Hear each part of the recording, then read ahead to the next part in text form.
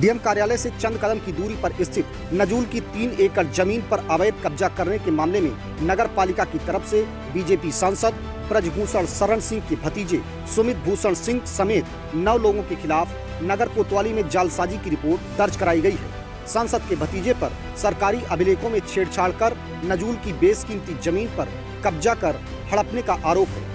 पिछले महीने ही जिला प्रशासन ने इस जमीन पर बनाई गई बाउंड्री वॉल को बुलडोजर लगाकर ढहा दिया था। भारतीय जनता पार्टी के कैसरगंज से सांसद ब्रजभूषण शरण सिंह के भतीजे सुमित भूषण सिंह की दक्षियानी कंस्ट्रक्शन कंपनी के नाम से फर्म है, जिस पर वह रियल एस्टेट का काम करते हैं। कुछ महीने पहले नगर कोतवाली क्षेत्र के छावनी सरकार गांव के मोहल्ला सिविल लाइन स्थित नजूल की 3 एकड़ की बेशकीमती जमीन को सुमित भूषण व उनके सहयोगियों ने बाउंड्री वॉल बनाकर कब्जा कर लिया था। इस कब्जे की भनक जिला प्रशासन को लगी तो प्रशासन ने पिछले माह बुलडोजर लगाकर सरकारी जमीन पर बनाई गई बाउंड्री वॉल को ध्वस्त कर दिया था। बाउंड्री वॉल ढहाने के दौरान कोई भी सामने नहीं आया था।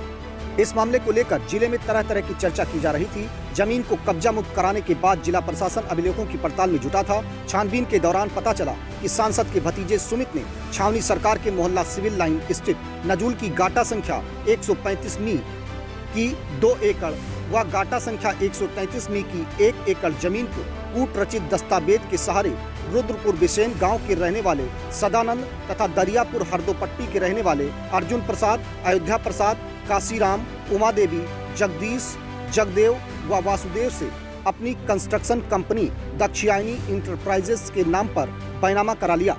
बैनामा कराने के बाद इस जमीन पर बाउंड्री वॉल बनाकर प्लाटिंग का काम शुरू हो गया था। मौके पर दक्षियानी इंटरप्राइजेस का बोर्ड भी लगा दिया गया था। जांच में फर्जीवाड़े की पुष्टि होने पर जिलाधिकारी डॉक्टर उज्जवल कुमार ने नगर पालिका परिषद को आरोपियों के खिलाफ एफआईआर दर्ज कराने के निर्देश दिए थे।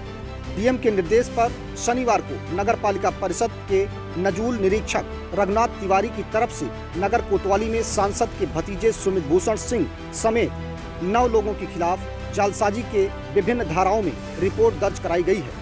नगर कोतवाल राकेश सिंह ने बताया कि एफआईआर दर्ज कर ली गई है और मामले की पड़ताल की जा रही है।